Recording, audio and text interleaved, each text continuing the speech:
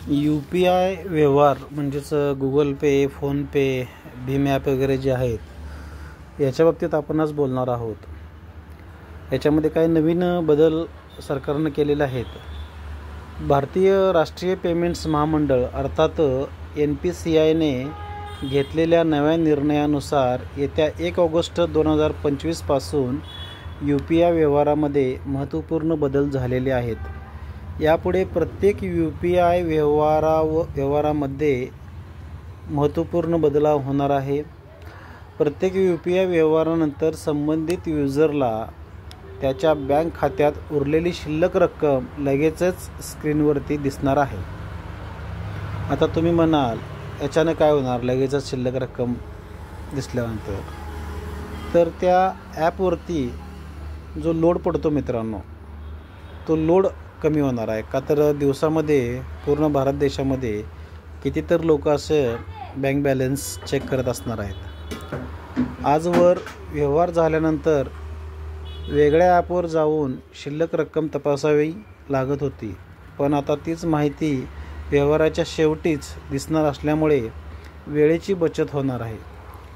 सध्या NPCIकडे दररोज कोट्यावधी शिल्लक तपासणीच्या विनंत्या येतात, त्यामुळे सर्व्हर खूपच मोठा लोड घेतो. सर्व्हरवरती लोड पडतो खूप मोठा.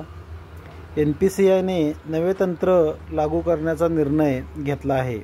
यामुळे बँकेच्या सर्व्हरवरील भार कमी होईल आणि वापरकर्त्याला लगेच त्याच्या खात्यात किती पैसे उरलेले आहेत हे समजेल. नव्या नियमानुसार UPI सेवा देणाऱ्या 10 प्रमुख ॲप्स म्हणजे जसे की फोनपे, गुगल पे, पेटीएम, भीम ॲप आहे, असे इतर पण असे 10 प्रकारचे ॲप आहेत. दररोज फक्त 10 वेळा शिल्लक तपासणीची परवानगी होती, म्हणजे ह्या ॲप्सची होती. यामुळे अनेकदा विनाकारण खात्याची शिल्लक तपासण्यामुळे निर्माण होणारा अतिरिक्त डेटा लोड कमी होईल.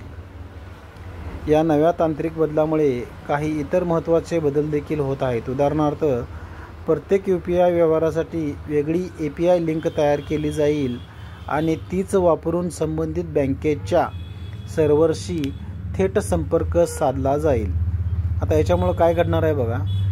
UPI व्यवहारानंतर लगेच शिल्लक रक्कम दिसणार आहे. शिल्लक तपासणीवर दररोज 10 वेळेची मर्यादा असेल. API प्रक्रिया अधिक गतीने आणि काटेकोरपणे पार पडेल. व्यवहार तपासणीसाठी 30 ते 60 सेकंदाची निश्चित वेळ असेल आणि या प्रणालीमुळे व्यवहारामधील चुकीचे व्यवहार ओळखणे, आर्थिक फसवणूक टाळणे आणि तक्रारी नोंदवणे हे सर्व अधिक सुलभ होणार आहे.